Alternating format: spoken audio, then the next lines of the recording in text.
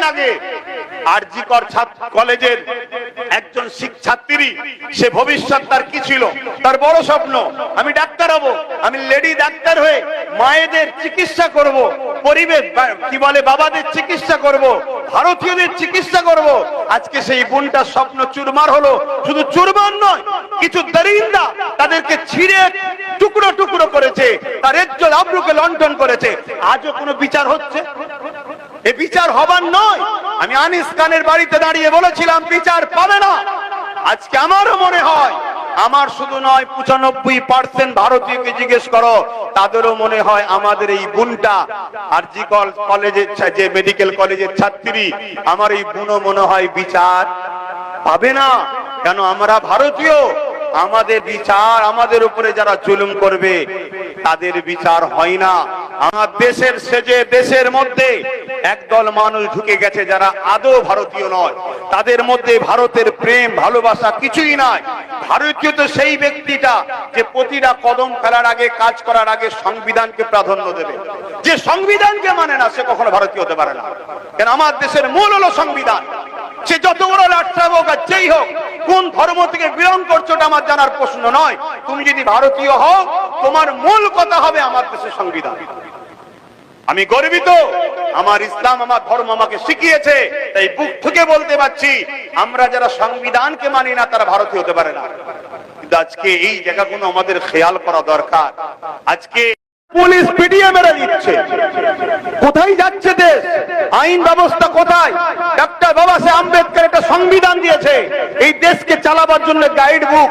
সেই গাইড বুককে আজকে ব্রেক করছে কারা? যারা সর্বোচ্চ মাথায় বসে আছে তারা। সাধারণ নাগরিকরা ব্রেক করে নেই, তারা যত মর্যাদা দিচ্ছে সংবিধানকে, কিন্তু সংবিধানকে তাকে তুলে রেখে শিকল দিয়ে বন্দী করে রাখছে কারা? যাদের উচিত সংবিধানকে লাইনে চালানো তারাই। এর জন্য দোষী তারা যেমন, তার থেকে বড় দোষী ভারতের নাগরিক আমরা। আমরা সেই গাফলতির জন্য, আমরা দায়িত্ব কাঁধ থেকে ঝেড়ে ফেলে দিবার জন্য, আমাদের এই অবজ্ঞার জন্য আজকে কিন্তু আমার দেশের সংবিধানের কালো দিন হচ্ছে। আমার দেশের সংবিধানকে ধ্বংস করে দেওয়া হচ্ছে। কয়েকদিন আগে আরজি কলেজের একজন ছাত্রী, সে ভবিষ্যৎ তার কি ছিল, তার বড় স্বপ্ন আমি ডাক্তার হব, আমি লেডি ডাক্তার হয়ে মায়েদের চিকিৎসা করব, পরিবেশ কি বলে বাবাদের চিকিৎসা করব, ভারতীয়দের চিকিৎসা করব। আজকে সেই বোনটার স্বপ্ন চুরমার হলো। শুধু চুরমার নয়, কিছু দরিন্দা তাদেরকে ছিঁড়ে টুকরো টুকরো করেছে, তার ইজ্জত আবরুকে লণ্ঠন করেছে। আজও কোনো বিচার হচ্ছে? এ বিচার হবার নয়। আমি আনিস খানের বাড়িতে দাঁড়িয়ে বলেছিলাম বিচার পাবে না। আজকে আমারও মনে হয়, আমার শুধু নয় 95% ভারতীয়কে জিজ্ঞেস করো, তাদেরও মনে হয় আমাদের এই বোনটা আরজি কলেজের যে মেডিকেল কলেজের ছাত্রী, আমার এই বোনও মনে হয় বিচার পাবে না। কেন? আমরা ভারতীয়, আমাদের বিচার, আমাদের উপরে যারা জুলুম করবে তাদের বিচার হয় না।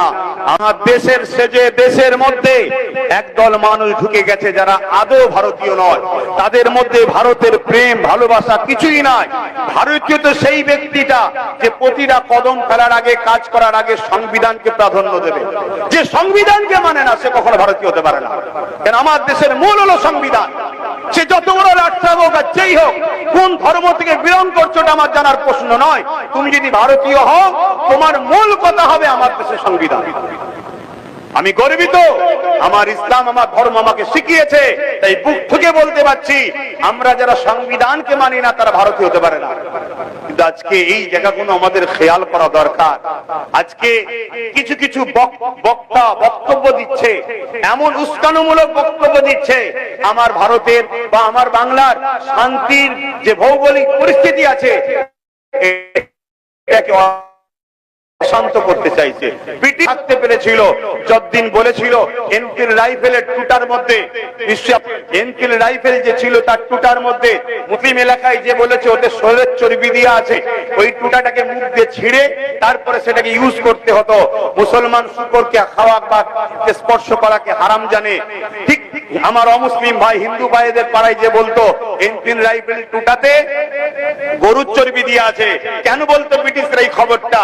যাতে করে হিন্দু ভাইরা ওই 2টা মুখে নিয়ে লড়াই না করে। মুসলিম পাড়ায় সরের চর্বি দিয়ে আছে বলতো কেন? এতে মুসলমানরা 2টাতে মুখ না দেয়।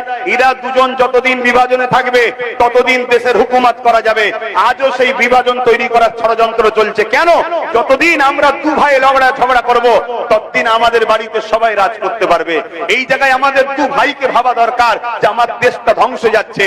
আর যখন বিপদে পড়বো, দেখুন দিনকে দিন তো আমরা দু ভাইয়েরাই তো ধ্বংস হচ্ছি, গরিব হচ্ছি আমরা। তো ভাই, কথা বলতে গেলে অনেক সময় লাগে, সেদিকে আমি আর যাচ্ছি না।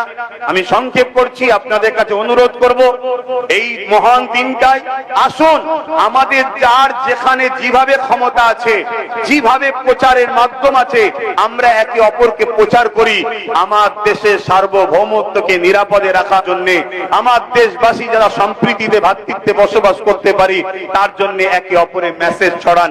এই আশা রেখে এই স্বাধীনতা দিবস 15ই আগস্ট এই দিন আমাদের জন্য খুশি এনেছে, আনন্দ এনেছে। আমাদের বাচ্চার জন্য খুশি আনন্দ যেন যুগ যুগ ধরে আনে, এটা বলেই আমি আমার সংক্ষিপ্ত বক্তব্য এখানে শেষ করছি। ভারতবর্ষ জিন্দাবাদ, ভারতের সংবিধান জিন্দাবাদ। সকলে ভালো থাকেন, সুস্থ থাকুন।